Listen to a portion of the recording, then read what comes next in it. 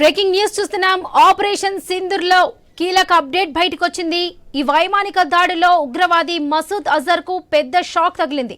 మసూద్ అజర్ సోదరుడు అబ్దుల్ రఫూఫ్ అజర్ హతమయ్యాడు. కాందహార్ విమాన హైజాక్ లో రఫూఫ్ అజర్ మాస్టర్ మైండ్. అలాగే గతంలో అమెరికా జర్నలిస్ట్ డెనాలియర్ పేరల్ ను తల తెగనరికిన కేసులోనూ రఫూఫ్ అజర్ నిందితుడు. ఈ విషయానికి సంబంధించి పూర్తి అప్డేట్స్ మా ప్రతినిధి ఏవై స్వామి అందిస్తారు. స్వామి,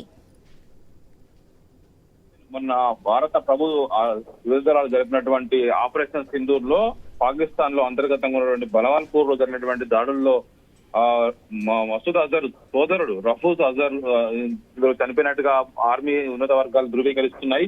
ప్రధానంగా జైషే సంబంధించినటువంటి చీఫ్ గా ఉన్నటువంటి రఫూజ్ అజర్ అనేక రకాల ఆపరేషన్స్ అతను మాస్టర్ మైండ్ గా చెప్తారు. ఇతను ప్రధానంగా అనేక ఆపరేషన్లు ఉండి తన సోదరుని భారత్ లో సంబంధించి కూడా అతను విడిపించుకున్నటువంటి దానిపైన ప్రపంచవ్యాప్తంగా దానికి సంబంధించినటువంటి వాంటెడ్ గా ఉన్నాడు.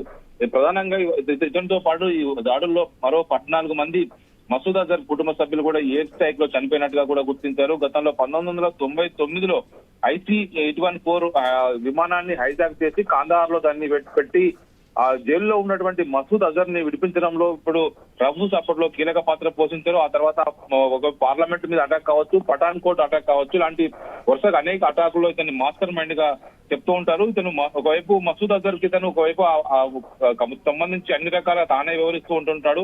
నేను జరిగినటువంటి వైమానిక దాడుల్లో ఇప్పుడు రఫూజ్ తో పాటు మరో 14 మంది కుటుంబ సభ్యులు కూడా చనిపోయినట్టుగా తెలుస్తుంది. ఇతను గతంలో అమెరికా జర్నలిస్టు డేనియల్ పెరెల్ తెలంగాణకి ప్రపంచవ్యాప్తంగా ఒకవైపు సంచలనం సృష్టించారు. అప్పటి నుంచి కూడా ఇతని పైన ఒకవైపు టెర్రరిస్ట్ ముద్ర వేసి ఇతని కోసం ఒకవైపు వాంటెడ్ టెర్రరిస్ట్ గా గుర్తించారు. మరోవైపు నిన్న జరిగినటువంటి ఆపరేషన్ సింధూర్ లో జేసీ చీఫ్ గా ఉన్నటువంటి మహమ్మద్ రఫూజ్ అజ్గర్ ని బలావర్పూర్ లో జరిగినటువంటి ఎయిర్ స్ట్రైక్ లో తను చనిపోయినట్టుగా కూడా గుర్తించారు. భారత సంబంధించినటువంటి కీలకమైనటువంటి మిలిటరీ ఉన్నతాధికారులు కూడా దీన్ని ధృవీకరిస్తూ ఉన్నారు. నిన్న జరిగినటువంటి తన అంత్యక్రియల్లో పాకిస్తాన్ సంబంధించినటువంటి ఆర్మీ ఉన్నతాధికారులతో పాటు ఇటు ISI కూడా అతన్ని అంత్యక్రియల్లో పాల్గొనడంతో పూర్తిగా దీన్ని ధృవీకరిస్తున్నారు. మొత్తానికైతే ఈ ఆపరేషన్ సింధూర్ లో భాగంగా 9 ఉగ్ర స్థావరాల పైన భారత ఎయిర్ ఫోర్స్ కావచ్చు, ఇటు ఆర్మీకి సంబంధించిన అన్ని త్రివిధ దళాలు ఒక్కసారిగా వాటిని స్ట్రైక్ చేసి దాదాపు అందరినీ మట్టుబెట్టాయి. 10ల సంఖ్యలో ఉగ్రవాదులను హతం చేశాయి. పహల్గాం దాడి తర్వాత భారత్ పాకిస్తాన్ల మధ్య పెరిగినటువంటి ఉగ్రవాద కట్టడి చర్యలకు భారత ప్రభుత్వం పూర్తి స్థాయిగా అన్ని రకాల ప్లాన్ చేసి ఒకేసారిగా అటాక్ చేయడం జరిగింది. పాకిస్తాన్ లో ఉన్నటువంటి సివిలియన్స్ కావచ్చు, అక్కడ ఉన్నటువంటి మిగతా ఆర్మీకి సంబంధించినటువంటి ఎయిర్ ఫోర్స్ సంబంధించినటువంటి ఇలాంటి బేసులను ముట్టుకోకుండా కేవలం ఉగ్రవాద స్థావరాల లక్ష్యంగా దాడులు చేయడం జరిగింది. ఈ దాడుల్లో పాకిస్తాన్ లోపల ఉన్నటువంటి బహవాల్పూర్ లో జరిగినటువంటి దాడుల్లో జైషే మహమ్మద్ చీఫ్ గా ఉన్నటువంటి రఫూజ్ అజ్గర్ ని ఇందులో మట్టుబెట్టినట్టుగా తెలుస్తుంది. దీంతో పాటు మరో 14 మంది కుటుంబ సభ్యులు చనిపోయారు. మసూద్ అజర్ మాత్రం తప్పించుకున్నట్టుగా తెలుస్తుంది. మసూద్ అజర్ సంబంధించిన విషయం ఇంకా బయటకు రావట్లేదు. తాను కుటుంబ సభ్యుల మరణాన్ని కూడా అతను కూడా ధృవీకరించడానికి తెలుస్తుంది. ఇటు జైషే మహమ్మద్ తో పాటు లష్కర్ తోయిబా సంబంధించినటువంటి కీలక తీవ్రవాదులు ఇంకా భారత్ ఇంకా వెంటాడుతూనే ఉంది. ఈ ఆపరేషన్ సింధూర్ ను మరింతగా ముందుకు తీసుకెళ్లి మరిన్ని ఉగ్ర స్థావరాలపై దాడులు చేసే అవకాశం కనపడుతుంది. ఈ రోజు పాకిస్తాన్ ఒకవైపు నిత్యం బార్డర్ లో కవ్వింపు చర్యలు పాల్పడుతూ సివిలియన్స్ స్థావరాలపైన దాడులు చేస్తుంది, నివాసాలపై దాడులు చేస్తుంది. నిన్న పూంచ్ సెక్టార్ లో ఒకవైపు గురుద్వారా పైన, పాఠశాల పైన, ఒకవైపు రోడ్డుపై వెళ్తున్నటువంటి ప్రయాణికుల పైన కాల్పులకు పాల్పడి ఒకవైపు 10ల సంఖ్యలో సివిలియన్స్ మరణాలకు కారణమైంది, వారి మరణాలకు తెగబడింది. దీంతో భారత్ సంబంధించిన ఆర్మీ బలగాలు కూడా అంతే ధీటుగా ఒకవైపు బదిలిస్తున్నాయి. ఈ రోజు అమృత్సర్ పైన కూడా మిజైల్ అటాక్ చేసింది. మిజైల్ అటాక్ చేయడంతో కూడా గుర్తించడం అప్రమత్తంగా ఉన్నటువంటి భారత్ సంబంధించిన రక్షణ దళాలు వెంటనే దాన్ని గాల్లోనే కూల్చివేశారు. మొత్తానికైతే ప్రపంచవ్యాప్తంగా ఇప్పుడు భారత్ పాకిస్తాన్ మధ్య ఉద్రిక్త విషయంలో అనేక దేశాలు కూడా ఏం జరుగుతుందని చెప్పేసి కూడా జాగ్రత్తగా గమనిస్తూ ఉన్నాయి.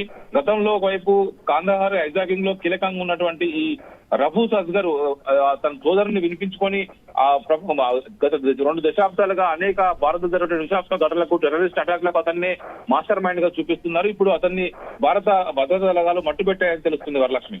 Right Swamy, thank you.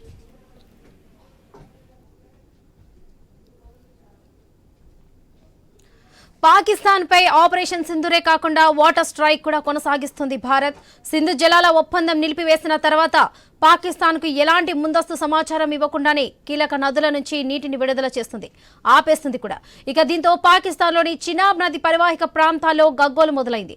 ఆ మధ్య సలాల్, బగ్రిహర్ డ్యాంల నుంచి నీటిని ఆపేసింది. దీంతో కింద ప్రాంతాలు పూర్తిగా ఎడారిలా మారాయి.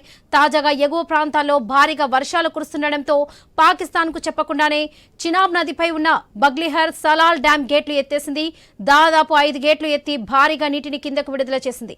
ఈ నీళ్లు చినాబ్ నదిలో ఉధృతంగా ప్రవహిస్తున్నాయి.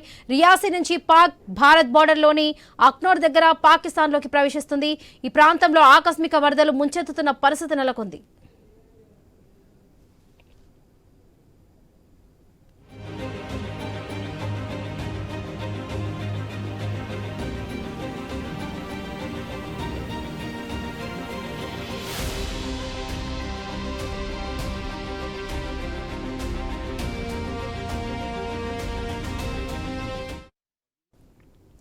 పాకిస్తాన్ పై ఆపరేషన్ సింధూరే కాకుండా వాటర్ స్ట్రైక్ కూడా కొనసాగిస్తుంది భారత్. సింధు జలాల ఒప్పందం నిలిపివేసిన తర్వాత పాకిస్తాన్ కు ఎలాంటి ముందస్తు సమాచారం ఇవ్వకుండానే కీలక నదుల నుంచి నీటిని విడుదల ఆపేస్తుంది. దీంతో పాకిస్తాన్లోని చినాబ్ నది పరివాహిక ప్రాంతాల్లో గగ్గోలు మొదలైంది. ఆ మధ్య సలాల్ బగ్లిహర్ డ్యాంల నుంచి నీటిని ఆపేసింది. దీంతో కింద ప్రాంతాలు పూర్తిగా ఎడారిలా మారాయి. తాజాగా ఎగువ ప్రాంతాల్లో భారీగా వర్షాలు కురుస్తుండటంతో పాకిస్తాన్ కు చెప్పకుండానే చినాబ్ నదిపై ఉన్న బగ్లిహర్ సలాల్ డ్యాం గేట్లు ఎత్తేసింది. దాదాపు 5 గేట్లు ఎత్తి భారీగా నీటిని కిందకు విడుదల చేసింది. ఈ నీరు చినాబ్ నదిలో ఉధృతంగా ప్రవహిస్తున్నాయి. రియాసీ నుంచి పాక్ భారత్ బోర్డర్లోని అక్నోర్ దగ్గర పాకిస్తాన్లోకి ప్రవేశిస్తుంది. ఈ ప్రాంతంలో ఆకస్మిక వరదలు ముంచెత్తుతున్న తరుణంలో పరిస్థితి తీవ్రంగా నెలకొంది. ఇదే విషయానికి సంబంధించి పూర్తి అప్డేట్స్ మా స్పెషల్ కరెస్పాండెంట్ సునీల్ అందిస్తారు. సునీల్, పహల్గాం దాడి తర్వాత పాకిస్తాన్ పై భారత్ తీవ్ర చర్యలకు ఉపక్రమించింది.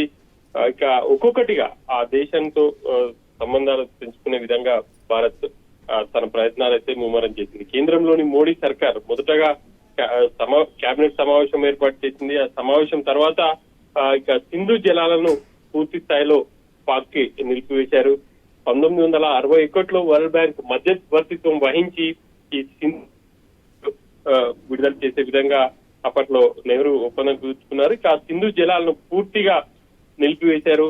ఇక ఆ సింధు జలాలు పాకిస్తాన్ లో దాదాపుగా 80% వ్యవసాయానికి వినియోగిస్తారు. కానీ ఇప్పుడు పూర్తిగా ఆ సింధు నది జలాలను పాక్ కు వెళ్లకుండా నిలిపివేశారు. ఇక ఆ తర్వాత ఒక్కొక్కటిగా ఆ దేశానికి సంబంధించి సంబంధాలను పెంచుకునే విధంగా భారత్ తన ప్రయత్నాలు అయితే ముమ్మరం చేసింది. దేశంలో ఉన్నటువంటి పాక్ పౌరులను దేశం విడిచి వెళ్లాలి అని చెప్పేసి ఆదేశించింది. ఆ తర్వాత దిగుమతులు కావచ్చు, ఎగుమతులను నిషేధించింది. తాజాగా మరొక నిర్ణయం తీసుకుంది.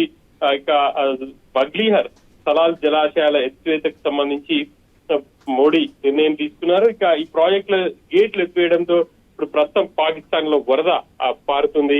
ఇక పూర్తి స్థాయిలో పరివాహక ప్రాంతాలన్నీ కూడా నీట మునిగే పరిస్థితి ఉంది అని చెప్పేసి చెప్పుకోవచ్చు. పాకిస్తాన్ ని ఏకాకిగా చేసే విధంగా భారత్ తన ప్రయత్నాలన్నీ కూడా చేస్తుందనే చెప్పుకోవాలి. సీమాంతర ఉగ్రవాదానికి కేర్ ఆఫ్ అడ్రస్ గా పాకిస్తాన్ ఉంది. పహల్గావ్ దాడికి చేసినటువంటి ఉగ్రవాదులు ఎవరైతే ఉన్నారో పాకిస్తాన్ లో నుంచి షెల్టర్ తీసుకొని వచ్చి పర్యాటకులపై కాల్పులు జరిపారు. దాదాపు 26 మందిని వాళ్ళు కాల్చివేయడం అందరినీ కూడా కలిసివేసిందని చెప్పాలి. ఇక ఈ ఘటనను సీరియస్ గా తీసుకున్నటువంటి భారత ప్రభుత్వం ఖచ్చితంగా పాకిస్తాన్ ని ఏకాకి చేసే విధంగా ప్రపంచ దేశాల ముందు ప్రయత్నాలు అయితే సీరియస్ గా తీసుకుంది. అందులో భాగంగానే ఒక్కొక్కటిగా ఆ దేశానికి సంబంధించినటువంటి మొదట సింధు జలాలు నిలిపివేశారు. ఆ తర్వాత దేశంలో ఉన్నటువంటి పాకిస్తాన్ పౌరులందరినీ కూడా వెళ్లిపోవాలి అని చెప్పేసి చెప్పారు. ఆ తర్వాత ఎగుమతులు దిగుమతులు కావచ్చు, ఆ తర్వాత ఇక రాకపోకలు ప్రధానంగా ఫ్లైట్లన్నిటిని కూడా నిలిపివేశారు. తాజాగా వాటర్ వార్ కూడా కొనసాగుతుంది అని చెప్పాలి. ఇక వాటర్ ని పూర్తి స్థాయిలో ఒకవైపు సింధు జలాలకు సంబంధించి నీటిని పాక్ వైపు వెళ్లకుండా అడ్డుకుంటే, మరోవైపు బగ్లిహర్ సలాల్ జలాశయాల నుంచి గేట్లు ఎత్తి పాక్ కి ఫుల్ గా వాటర్ వదిలేశారు.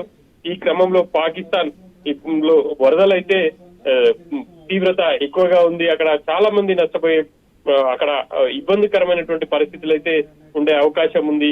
మొత్తం మీద అయితే కేంద్రంలోని మోడీ సర్కార్ పాక్ పై తీవ్ర ఆంక్షలు, అంటే ఒక విధంగా చెప్పాలంటే అన్ని రకాలుగా పాకిస్తాన్ ని ఏకాకి చేసే విధంగా ప్రయత్నాలు అయితే చేస్తుంది.